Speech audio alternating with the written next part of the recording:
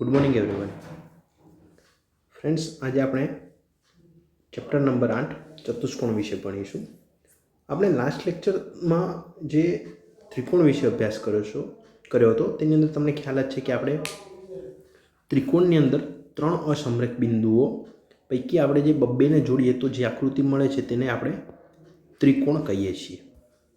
હવે આપણે એવી જ રીતના 4 બિંદુઓને અને તેમને કોઈ ક્રમમાં જોડીએ, એટલે કે 4 બિંદુઓ જે હોય આ રીતના એને આપણે ક્રમમાં આવી રીતના જોડી દઈએ તો જે આકૃતિ બને છે તેને આપણે ચતુષ્કોણ કહીએ છીએ. અને ચતુષ્કોણ તમને ખ્યાલ જ હશે કે ચતુષ્કોણ કઈ ટાઈપનું હોય છે. હવે આપણે જોઈશું કે ચતુષ્કોણના ખૂણાઓના સરવાળાનો ગુણધર્મ.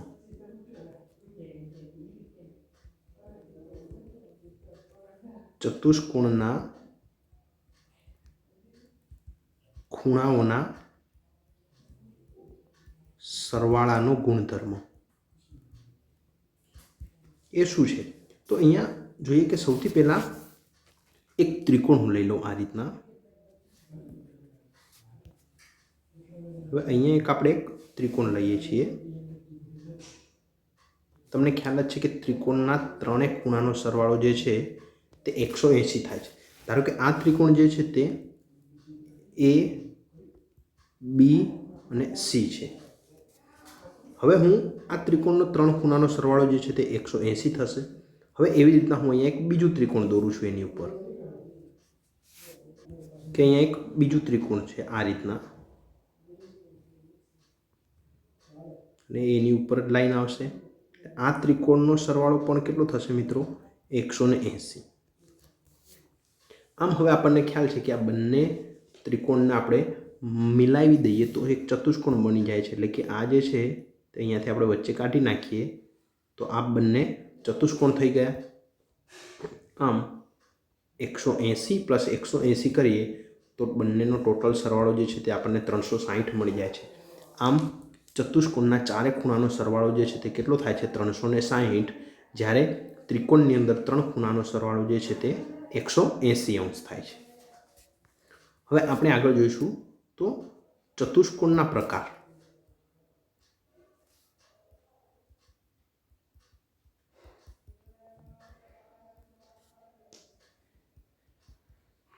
ચતુષ્કોણના પ્રકાર તો ફ્રેન્ડ્સ જોઈએ તો સૌથી પહેલા અહીંયા હું ચતુષ્કોણ દોરું છું આ રીતના.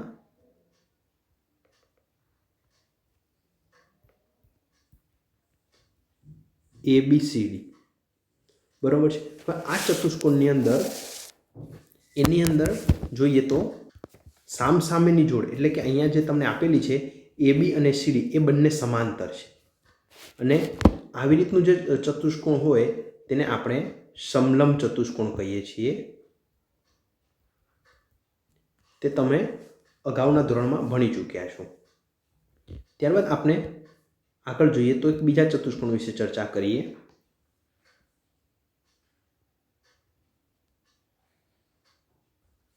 એક ચતુષ્કોણ આ રીતનું છે. અહીંયા આપણે નામ આપી દઈએ PQR અને S. તો મિત્રો અહીંયા PQRS જે છે તેને સમાંતર બાજુ કહીએ ચતુષ્કોણ, કારણ કે તેની સામસામેની બાજુ, એટલે કે PQ અને SR, PS અને RQ એ બંને સમાંતર છે, માટે તેને આપણે સમાંતર બાજુ ચતુષ્કોણ કહીએ છીએ. અને હવે આગળ જોઈએ.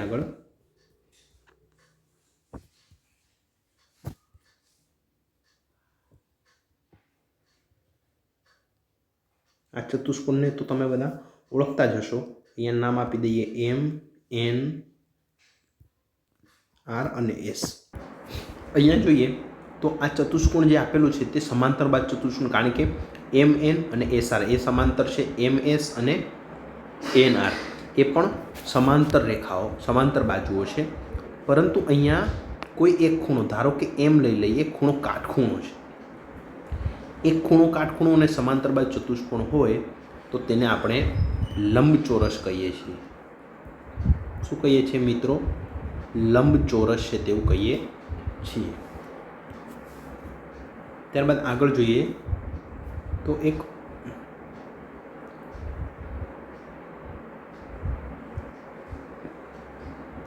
एक चतुष्कोण आपेलू है जेनु नाम आपी दईए आपणे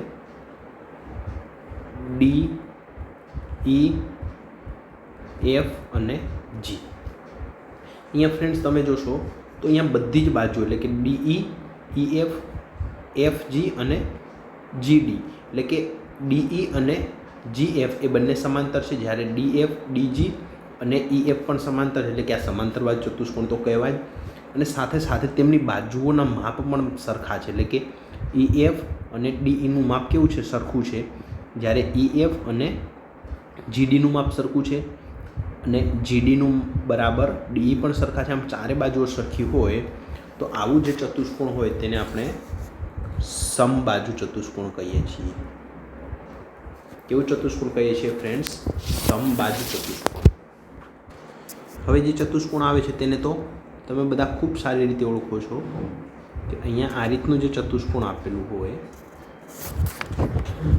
जेनुं नाम आपणे आपी दईए ABCD छे।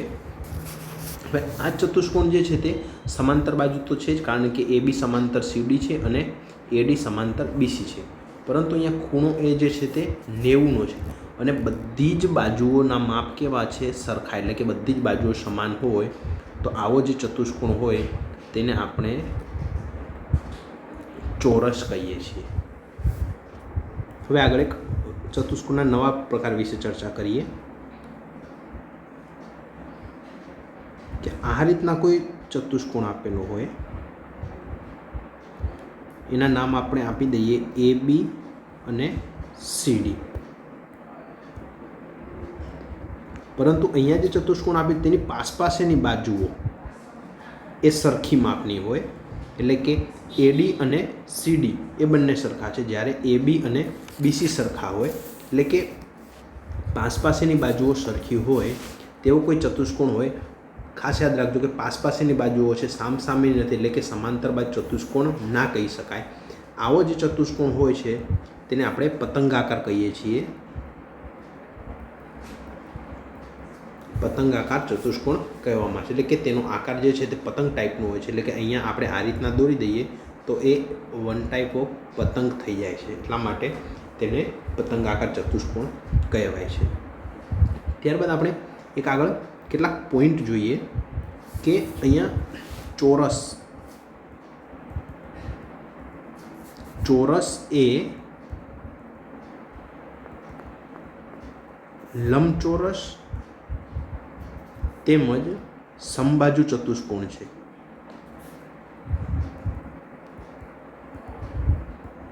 केम आवुं छे? कारण के अहींया चोरस जो तो तने एक खूणो काटखूणो पण छे ने बधी बाजू समांतर बाजू छे, एटले के तेने आपणे लंबचोरस पण कही शकीए।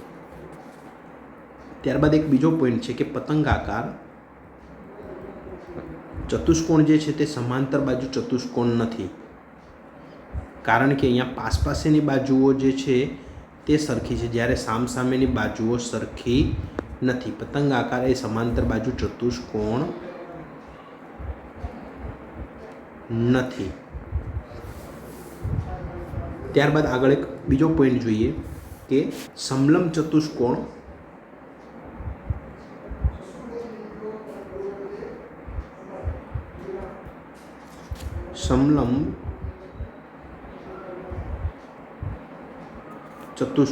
એ સમાંતર બાજુ चतुष्कोण नहीं। तो अहींया जोई ले कि समलंब चतुष्कोण जे छे ते अहींया आपेलुं छे, तो तेनी सामसामेनी बाजू एटले कि AB અને CD ए बंने समांतर छे, ज्यारे AD અને BC ए समांतर नथी, माटे आ समलंब चतुष्कोण जे छे तेने समांतर बाजू चतुष्कोण कही शकीए नहीं। हवे एक लास्ट पॉइंट जोई लईए कि लंबचोरस ए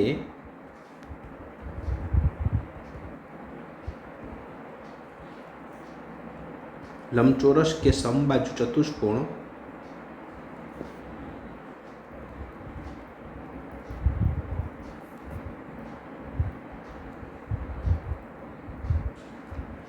ए चोरस नहीं, એટલે કે અહીંયા લંબચોરસ જોઈએ અને સમબાજુ, એટલે કે અહીંયા સમબાજુ તમે જોજો કે એટલે તેની બધી બાજુઓ સરખી છે, પરંતુ અહીંયા કાટખૂણો નથી.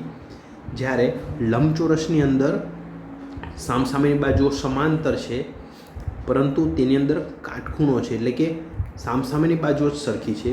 જ્યારે ચોરસની અંદર જે છે તે એક ખૂણો કાટખૂણો અને બધી જ બાજુઓ સરખી હોય છે, માટે તેને ચોરસ કહેવાય છે. એટલે કે એવું કહી શકાય કે લંબચોરસ એ સમબાજુ ચતુષ્કોણ કે લંબચોરસ કે સમબાજુ ચતુષ્કોણ એ ચોરસ નથી. હવે આપણે આગળ જોઈએ કે નવા પોઈન્ટ વિશે ચર્ચા કરીએ. સમાંતર બાજુ ચતુષ્કોણના ગુણધર્મો.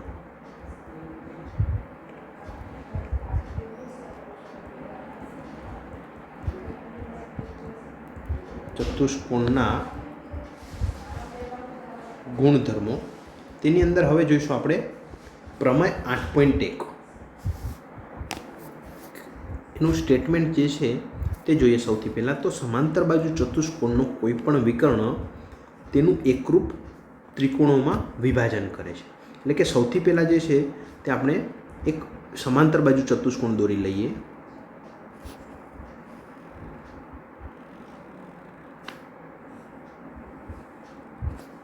અહીંયા આપણે સમાંતર બાજુ ચતુષ્કોણ દોરી દીધો છે. હવે તેના નામ આપી દઈએ ABCD.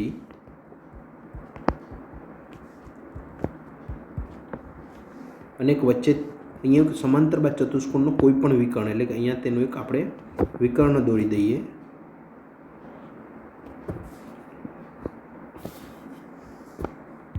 હવે સૌથી પહેલાં જોઈએ તો પક્ષની અંદર શું લખાય, તો અહીંયા પક્ષ જે છે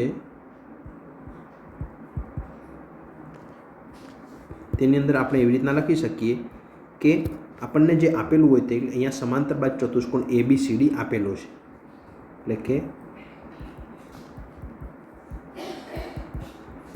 ચતુષ્કોણ ABCD એ સમાંતર બાજુ ચતુષ્કોણ છે. હવે સાધ્યમાં શું લખાય તે પણ જોઈ લઈએ. એટલે કે આપણે સાધ્યમાં જે સાબિત કરવાનું હોય તે લખવાનું હોય. એટલે કે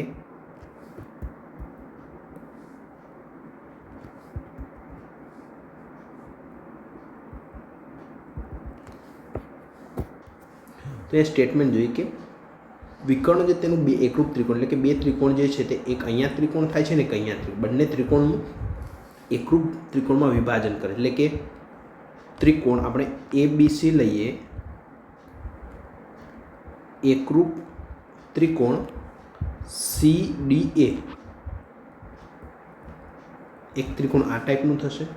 અને આપણે જો તેનો વિકર્ણ આ રીતના એક દોરીએ એક વિકર્ણ, તો આ બાજુનું ત્રિકોણ થશે BCD, એટલે કે બીજું ત્રિકોણ જે છે તે BCD એકરૂપ ત્રિકોણ DAB.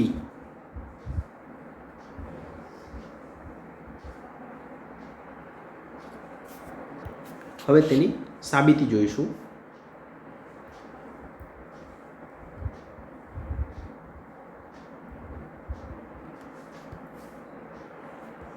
તો સાબિતીની અંદર સૌથી પહેલાં જોઈએ તો સમાંતર બાજુ ચતુષ્કોણ જે આપણને ABCD આપેલો છે તેનો એક વિકર્ણ આપણને AC આપેલો છે. એના દ્વારા આપણે બે ત્રિકોણ જે છે તે ABC અને CDA એ બે ત્રિકોણ મળે છે. અહીંયા સમાંતર બાજુ ચતુષ્કોણ આપેલો છે, માટે ABCDની અંદર આપણે જોઈએ તો AB સમાંતર શું થશે, CD થશે, અને AC જે છે તે તેની છેદિકા થાય. માટે અહીંયા એવું કહી શકાય કે બે ખૂણા જે આપણને મળે છે તે યુગ્મ કોણ મળે છે. એટલે કે અહીંયા જે એક આ ખૂણો જે છે તે યુગ્મ કોણ મળે છે DCA, અને CAB. આપણને બે યુગ્મ કોણ મળે છે, માટે અહીંયા એવું લખી શકાય કે ખૂણો CAB ઇઝ ઇક્વલ ટુ ખૂણો ACD.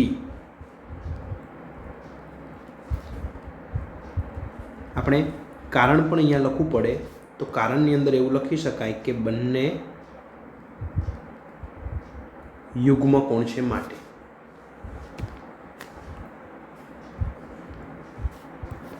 હવે તેવી જ રીતે જોઈએ આગળ તો અહીંયા બીસી સમાંતર એડી છે અથવા તો ડી આપેલું છે.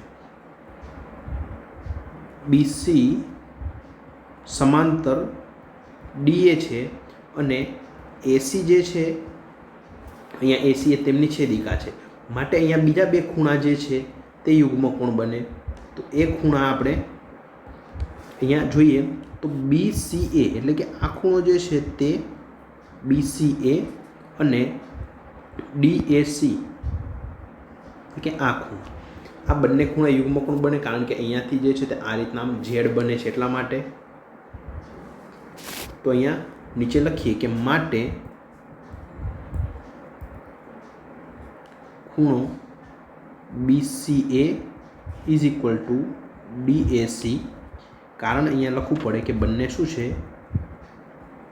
એ યુગ્મ કોણ છે માટે બંને ખૂણા કેવા હોય? સરખા હોય.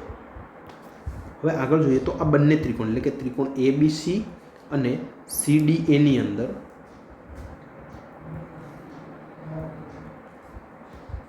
ત્રિકોણ ABC અને ત્રિકોણ CDA માં જોઈએ તો કયા કયા ખૂણાઓ સરખા થાય છે? તો CAB બરાબર ACD થયું એટલે કે અહીંયા CAB બરાબર ACD આપણને આપેલું છે. તેમજ અહીંયા BCA બરાબર DAC થાય. અને અહીંયા જોઈએ બંને ત્રિકોણની અંદર AC એટલે કે એક જ આપેલી છે, એક જ બાજુ બંને ત્રિકોણની અંદર સરખી છે. AC અથવા તો AC અથવા તો CA પણ લખી શકાય. AC is equal to AC અને AC is equal to AC. અહીંયા કારણ લખવું હોય તો ત્યાં લખી શકાય કે એ જે છે તે AC is equal to AC તે સામાન્ય બાજુ છે એટલે કે બંને ત્રિકોણની અંદર એક જ બાજુ આપેલી છે એટલે કે તેને સામાન્ય બાજુ કહી શકાય. માટે અહીંયા જોઈએ તો આ ખૂણો થાય છે અને અહીંયા બાજુ થાય છે એટલે કે અહીંયા એવું રીતના આપણે અગાઉ પણ ભણી ચૂક્યા છીએ કે ખૂણો આવે ત્યારબાદ બાજુ આવે અને ખૂણો આવે એટલે કે ખૂ મુજબ આપણે ત્રિકોણ ABC એકરૂપ ત્રિકોણ CDA મળે છે. અહીંયા કારણ તેની અંદર લખવું હોય તો આપણે જે અગાઉ ભણી ચૂક્યા છીએ કે ખૂ શરત પ્રમાણે એટલે કે ખૂણો બાજુ અને ખૂણો સરખા હોય તો એ બંને ત્રિકોણ જે છે તે એકરૂપ થઈ જાય. તે જ પ્રમાણે આપણે વિકર્ણ BD લઈએ તો પણ આપણે સાબિત કરી શકીએ કે ત્રિકોણ BCD એકરૂપ ત્રિકોણ DAB આપણને મળી જાય. એટલે કે આપણે અહીંયા AC વિશે ચર્ચા કરી હતી, હવે વિકર્ણ બીજા વિશે ચર્ચા કરી. તો આ બંને ત્રિકોણ જે છે તે BCD અને CDA એ બંને ત્રિકોણ જે છે તે આપણને એકરૂપ મળે અને આપણે સાબિત પણ કરી શકીએ. અને ફ્રેન્ડ્સ આપણે હવે આજના લેક્ચરમાં આટલે સુધી જ રાખીશું. નેક્સ્ટ લેક્ચરની અંદર મળીશું ત્યારે આગળ બીજા પ્રમેય 8.2 થી 8.10 સુધીના જે પ્રમેયો આપેલા છે તેના સ્ટેટમેન્ટ વિશે ચર્ચા કરીશું. તો ફ્રેન્ડ્સ આઈ હોપ કે તમને સમજણ પડી ગઈ હશે. ફરીથી આજે એક વખત થોડુંક રિવાઇઝ કરી લઈએ કે ચતુષ્કોણ જે છે તેના પ્રકાર ખાસ જોવાના છે. કે અહીંયા સૌથી પહેલાં તો ચતુષ્કોણનો કુલ સરવાળો છે, ચારે ખૂણાનો તે સરવાળો 360 થાય છે. જ્યારે ચતુષ્કોણના પ્રકારની અંદર પહેલો જ પ્રકાર આપણે જોયો હતો સમલંબ એટલે કે તેની સામેની એક બાજુ જે છે તે સમાંતર હોય તેને સમલંબ કહે છે. અને સમાંતર બાજુ એટલે કે સામસામેની બાજુઓ સમાંતર હોય. જ્યારે ચોરસની અંદર સામસામેની બાજુઓ સમાંતર હોવા ઉપરાંત કોઈ પણ એક ખૂણો કાટખૂણો હોય તો તેને આપણે લંબચોરસ કહીએ છીએ. જ્યારે સમબાજુની અંદર બધી જ બાજુઓના માપ સરખા હોય તો તેને સમબાજુ ચતુષ્કોણ કહીએ છીએ. જ્યારે ચોરસની અંદર બધી જ બાજુઓના માપ સરખા હોય તેમજ સામસામેની બાજુઓ જે છે તે સમાંતર હોય અને કોઈ પણ એક ખૂણો કાટખૂણો હોય તો તો તેને આપણે ચોરસ કહીએ છીએ. જ્યારે પતંગાકારની અંદર પાસેની બાજુઓ જે છે તે સમાંતર હોય છે, એટલે કે AB અને BC સરખી છે, જ્યારે અહીંયા AD અને CD સરખી છે, એટલે કે સામસામેની બાજુ સરખી હોય તો તેને આપણે પતંગાકારનો ચતુષ્કોણ કહીએ છીએ. તો ફ્રેન્ડ્સ, આટલે સુધી જ રાખીએ. નેક્સ્ટ લેક્ચરની અંદર મળીશું ત્યારે કોઈક નવી ચર્ચા કરીશું. Thank you everyone.